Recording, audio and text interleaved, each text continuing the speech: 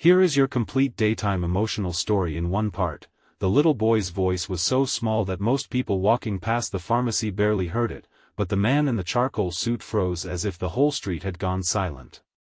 "Can you help my mommy stand up?"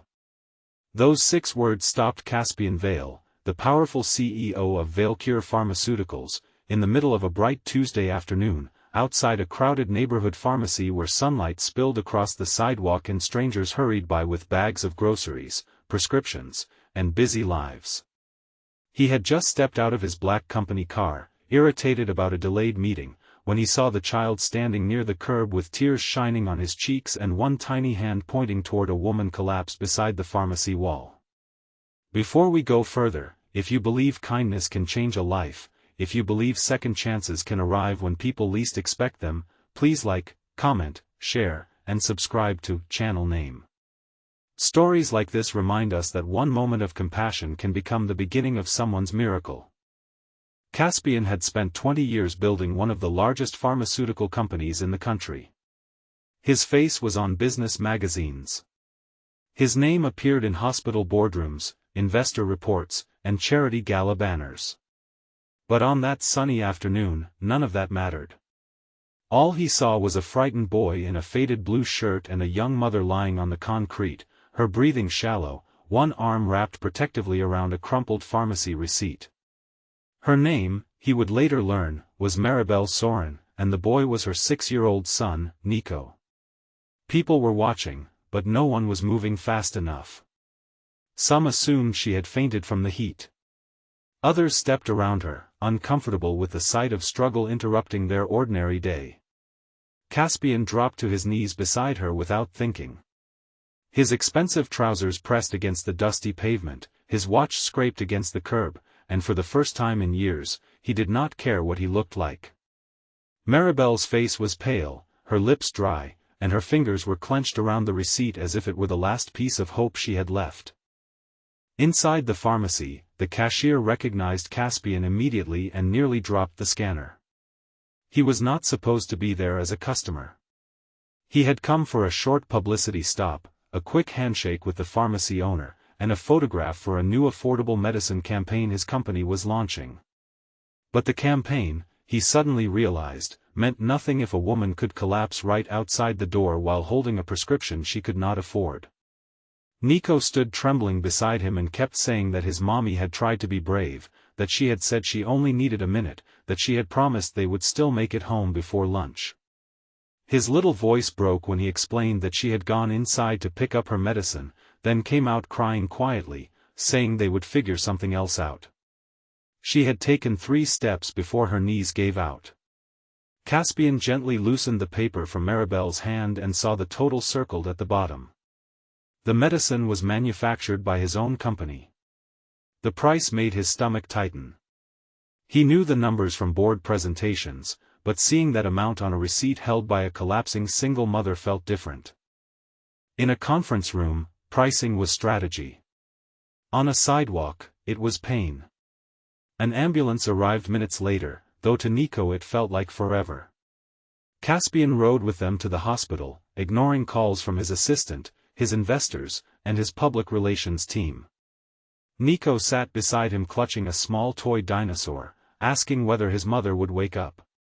Caspian told him she would be cared for, but the words felt too small. He was used to giving speeches, controlling rooms, making promises worth millions. Yet beside one scared child, he struggled to say anything that could hold back fear. At the hospital, Maribel regained consciousness in a white room filled with daylight. She looked embarrassed before she looked relieved. When she saw Caspian standing near the doorway, she tried to sit up and apologize, as if fainting outside a pharmacy had somehow inconvenienced him. That broke something in him. She explained that she worked early mornings cleaning offices and afternoons at a bakery. She had been diagnosed with a rare immune disorder months earlier, and the medication helped her stay strong enough to work and care for Nico. But after rent, food, and school expenses, the prescription had become impossible. Caspian listened without interrupting. Every sentence felt like a mirror he had avoided for years. Maribel was not careless. She was not irresponsible. She was fighting with everything she had. She clipped coupons, skipped meals, walked instead of taking buses, and smiled for her son even when her body was failing. She had done everything society tells struggling people to do, and still the price of survival stood in front of her like a locked door. That evening, Caspian returned to his glass office tower, but the sunlight outside the pharmacy stayed with him. He sat alone at the head of a polished conference table while executives argued through speakerphone about market pressure, shareholder expectations, and brand damage. For the first time, their words sounded hollow. He remembered Nico's tiny hand tugging at his sleeve. He remembered Maribel apologizing from a hospital bed. He remembered the receipt. The next morning, Caspian did something his board did not expect. He cancelled the publicity campaign. Then he called an emergency meeting and placed Maribel's receipt in the center of the table. He told them that if their medicine could save lives but remained unreachable to the people who needed it most, they were not only selling treatment, they were selling distance between hope and survival. The room went silent. Some executives warned him the move would cost millions. Others said the system was complicated. Caspian agreed that it was complicated, then said that complexity had become their favorite excuse for doing too little. The fight that followed was fierce. Investors threatened legal pressure. News outlets began asking questions. Competitors waited for weakness. But Caspian did not bend. He launched an emergency patient access program, cut the cost of several essential medicines, and created a fund for families trapped between income limits and medical need. More importantly, he made the program simple. No endless forms. No humiliating proof of suffering. No mother collapsing before someone believed she needed help. Weeks later, Maribel stood again outside the same pharmacy, but this time the sun felt warmer instead of cruel. Nico held her hand, bouncing with excitement because his mother had walked there without needing to stop. Caspian arrived quietly, without cameras, without reporters, without a speech prepared. Maribel thanked him, but he shook his head and told her that Nico had done what 100 board meetings never could. He had reminded him what the company was supposed to be for. Maribel's life did not become perfect overnight. Healing was slow. Bills still came. Some days were heavy. But the medicine was no longer out of reach, and that changed everything. She returned to work with strength in her steps. Nico stopped watching her with constant fear.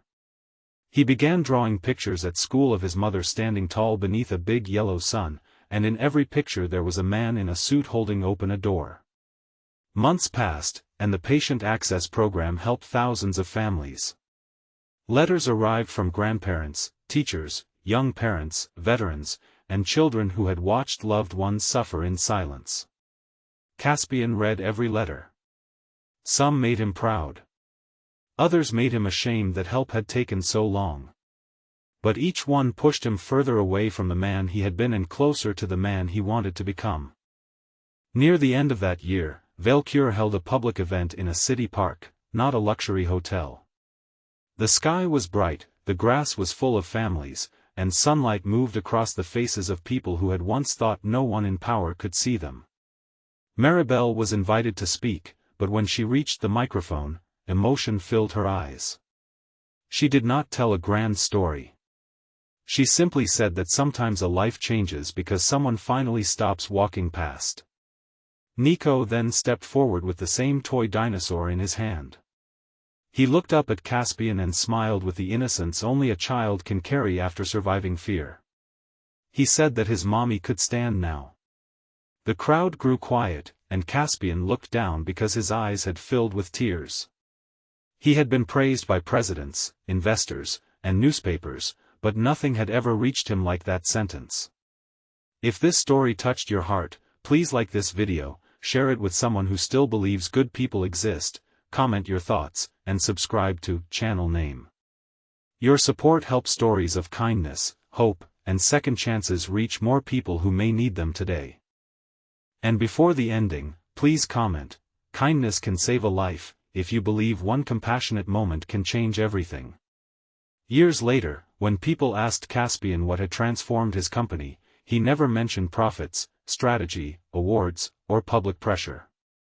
He spoke about a sunny afternoon outside a pharmacy, a mother on the ground, and a little boy brave enough to ask a stranger for help. Because sometimes the most powerful person in the story is not the CEO with wealth and influence. Sometimes it is a child with tears in his eyes, asking the world to stop long enough to help his mommy stand up. And on that day, the world finally did.